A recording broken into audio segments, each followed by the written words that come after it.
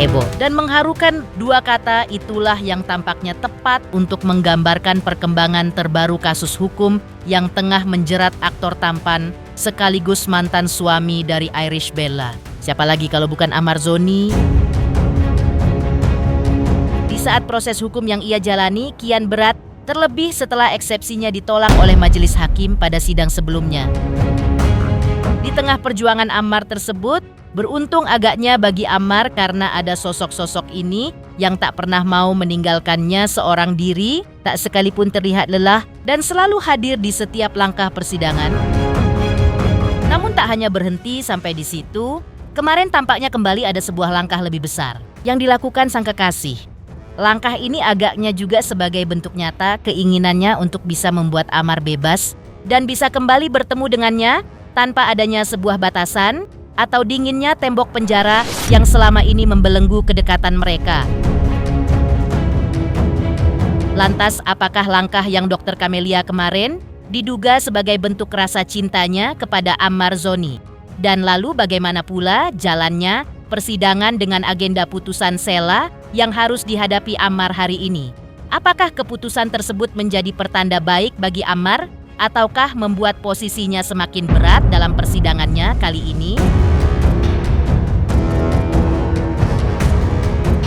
Pemirsa, bersama Intens Investigasi, kami hadirkan kabar terkini, terpercaya, dan teraktual. Tetapi sebelumnya, jangan lupa untuk like, subscribe, dan juga share channel YouTube ini.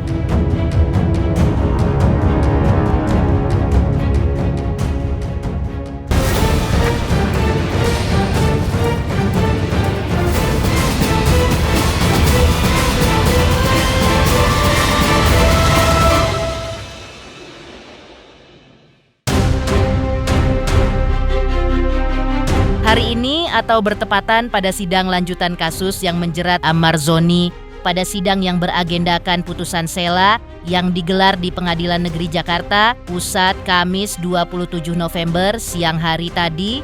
Dan sebagai informasi, putusan Sela sendiri merupakan putusan sementara yang diambil oleh majelis hakim sebelum putusan akhir, yang berfungsi untuk mengatur jalannya sidang atau mengatasi masalah yang muncul di tengah pemeriksaan perkara. Lantas seperti inilah suasana persidangan menurut pantauan tim Intens Investigasi dan berbagai hal yang dibacakan majelis hakim yang tentunya sangat krusial untuk mempengaruhi nasib Ammar ke depannya. Majelis Hakim Pengadilan Negeri Jakarta Pusat membaca 1. Penetapan Ketua Pengadilan Negeri Jakarta Pusat nomor 632/2025/PN Jakarta Pusat tanggal 16 Oktober 2025 tentang penunjukan Majelis Hakim untuk mengadili perkara Asep bin Sarikin dan kawan-kawan. 2. Surat pelimpahan perkara dari penuntut umum pada Kejaksaan Negeri Jakarta Pusat nomor B697-1.10-ENZ-2-10-2025 tanggal 16 Oktober 2025 atas perkara Asep bin Sarikin dan kawan-kawan. 3. Permohonan persidangan secara offline atau luring atau tatap muka nomor 003-JM-ASS-P-Romawi 10-2025 tanggal 20 Oktober 2025 atas nama Muhammad Ammar Akbar. 4. Permohonan kehadiran para terdakwa di persidangan secara offline sebagaimana termuat dalam eksepsi terdakwa 1, terdakwa 2, terdakwa 3, terdakwa 4, dan terdakwa 5 tanggal 13 November 2025. Menimbang bahwa untuk mengadili perkara tersebut, maka atas permohonan dari penasihat hukum terdakwa 1, terdakwa 2, terdakwa 3, terdakwa 4, dan terdakwa 5, demi terpenuhinya prinsip-prinsip peradilan yang adil atau fair trial, dan atas permohonan penasihat hukum terdakwa 6 dengan alasan untuk menjaga persidangan yang baik, lancar, dan efisien, dan efektif, agar terdakwa berhak menyampaikan permasalahannya secara jelas di depan majelis hakim, untuk meminimalkan kesalahpahaman dan mempermudah proses persidangan, untuk menjaga kondisi psikologis terdakwa lebih stabil dan menegakkan azas peradilan terbuka untuk umum. Menimbang bahwa agar lancarnya proses pembuktian perkara akuo, majelis hakim perlu menetapkan persidangan dilaksanakan di ruang sidang Pengadilan Negeri Jakarta Pusat dan memerintahkan penuntut umum untuk menghadirkan para terdakwa di ruang sidang Pengadilan Negeri Jakarta Pusat. Memperhatikan pasal 152 dan pasal 154 Undang-Undang 8 tahun 1981 tentang hukum acara pidana dan peraturan-peraturan lain yang bersangkutan. Menetapkan 1. Menentukan sidang pada hari Kamis tanggal 4 Desember 2025 pukul 10 WIB dan selama proses persidangan dilakukan di ruang sidang Pengadilan Negeri Jakarta Pusat. 2. Memerintahkan penuntut umum pada Kejaksaan Negeri Jakarta Pusat untuk menghadirkan para terdakwa, alat bukti dan barang bukti pada persidangan di ruang sidang Pengadilan Negeri Jakarta Pusat. Putusan sela yang dibacakan oleh majelis hakim sepertinya memang diambil karena adanya beberapa hal yang mempengaruhi jalannya sidang dan juga lantaran pembelaan yang dibacakan oleh Ammar yang dibacakan pada sidang sebelumnya. Dan usai jalannya sidang seperti inilah kira-kira ungkapan Ammar melalui kuasa hukumnya dan juga kekasih menanggapi hasil yang akhirnya dibacakan oleh majelis hakim dalam sidang putusan selanya. Ya saya kan seperti saya bilang udah yakin kan. Saya bilang ini pasti putusan sela pasti akan diyakinkan. Kalau tidak kan nanti masyarakat tidak percaya nanti keputusan ini kalau dipaksakan tidak bisa dia memberikan keterangan di depan hakim yang bebas ya kan tanpa ada beban psikologis dan tekanan-tekanan psikis lainnya. Jadi itu putusan udah benar, saya udah yakin karena ini kan permohonan ini kan ada dasar hukum. Kalau dasar hukumnya itu kan kalau perma itu kan yang dibilangkan itu masalah ya COVID kan. Sekarang kan COVID sudah selesai, semua orang kan terorisnya di sidang langsung kok. Nah, sekarang Bu Ammar ini tidak ya pasti kan nanti keputusan ini saya tidak dipercaya masyarakat. Nah itu kan memang ya eksepsi memang ya lebih banyak nanti kemudian. Jadi itu kita hormati lah. Karena penetapan sudah pasti kan kewajiban harus itu kan perintah. Kita datang sini juga penetapan. Nama jaksa itu kan tugasnya mengeksekusi penetapan hakim. Kalau tidak ya itu berarti pelanggaran hukum saja. Kemarin atau tepatnya Rabu 26 November 2025, wujud rasa cinta Dr. Camelia juga kembali terlihat saat ia mendatangi Lembaga Perlindungan Saksi dan Korban atau LPSK. Ditemani oleh adik Ammar, Aditya Zoni, dan serta didampingi oleh Ganas atau Gerakan Nasional Anti Narkoba. Kedatangan mereka bukan tanpa tujuan, melainkan untuk mengajukan permohonan perlindungan hukum agar Ammar Zoni dapat dipertimbangkan sebagai justice kolaborator dalam kasus narkoba yang menjerat dirinya saat ini.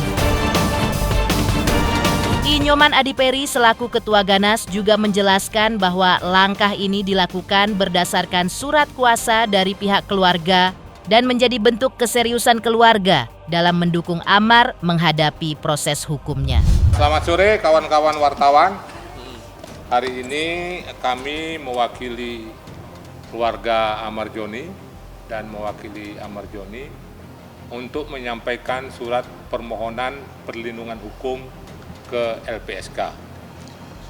Tentunya hal ini didasari atas surat kuasa yang diberikan oleh salah satu keluarganya, yaitu adiknya Ammar Joni. Sehingganya dasar tersebutlah kami bisa untuk hadir ke LPSK. Hari ini kami sudah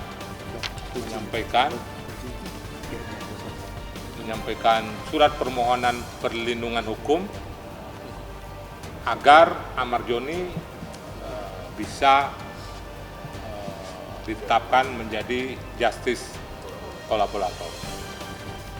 Tujuannya adalah keluarga dan Ammar Joni siap untuk mengungkap ya, terkait dengan dugaan peredaran narkoba di dalam rutan, ya,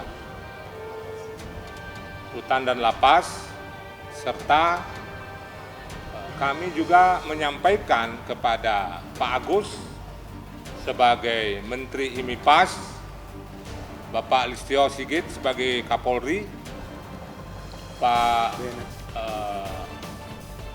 Komjen Suyudi sebagai Kepala BNN. Tujuan kami ke LPSK agar Saudara Amar Joni bisa ditetapkan sebagai justice kolaborator untuk mengungkap sebenarnya apa yang terjadi dari persoalan yang menjadikan Saudara Amar Joni tersangka dan juga dia sebagai saksi. Sebagaimana disampaikan tadi dalam rapat dengan tim penerima LPSK, ada beberapa hal yang sudah kami sampaikan ke LPSK.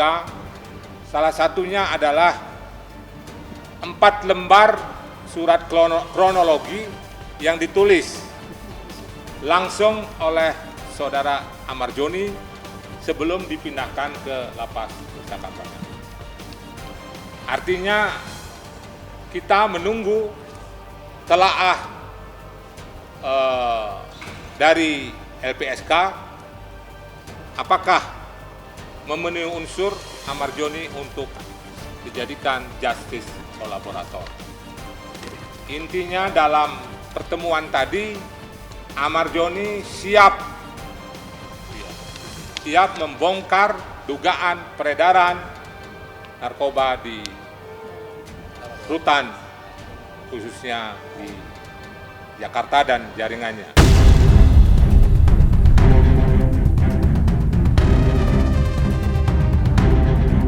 Bang Amar ini kan memang udah dari dulu kita tahu ya, maksudnya dari kasus pertama, kedua, dan ketiga, sekarang keempat, dia adalah pemakai gitu loh. Jadi ya yang namanya orang sakit itu harus direhabilitasi, harus diobati.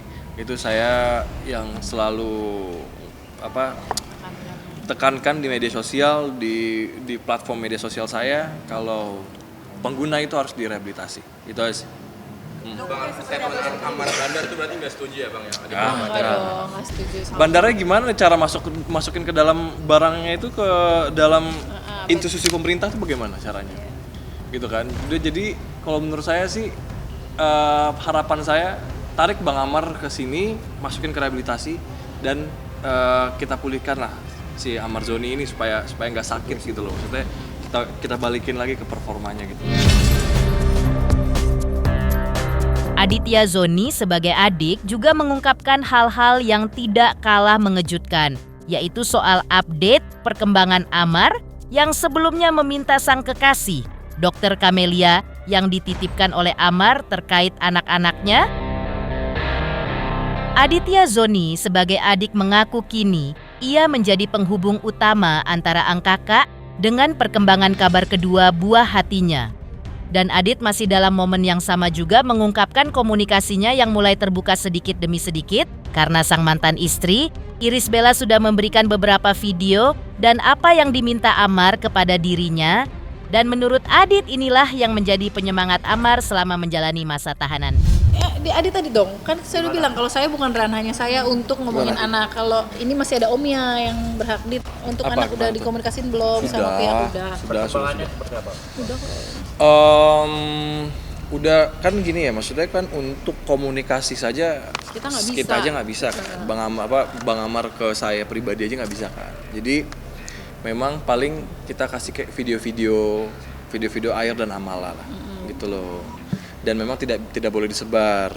Cuman memang itu untuk Bang Amar aja, untuk penyemangatnya Bang Amar lah, seperti itu.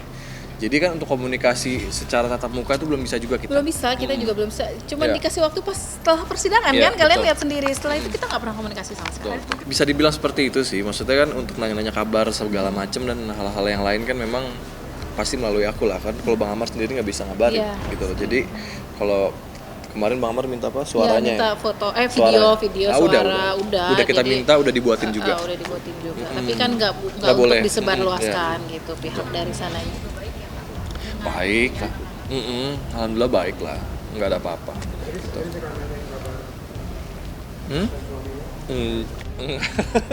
Dia jawab aja kenapa dibilang sering. Ya gimana ya, Mas? Masalah lagi nih ke gue nih Nggak, mukanya.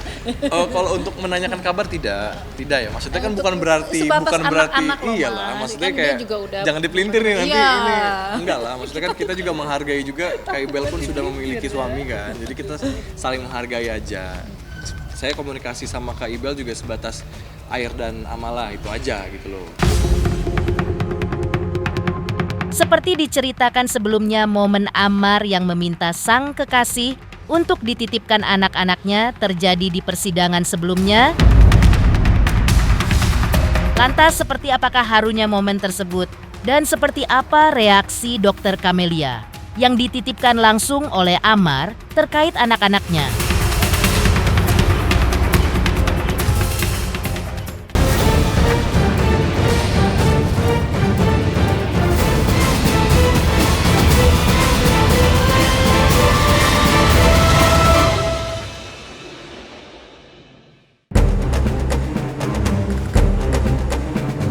Dalam sidang eksepsi lanjutan Ammar Zoni yang digelar kemarin di Pengadilan Negeri Jakarta Pusat, tertangkap sebuah momen mengharukan di saat Ammar dan keluarga hingga kekasih menjalani video call usai persidangan.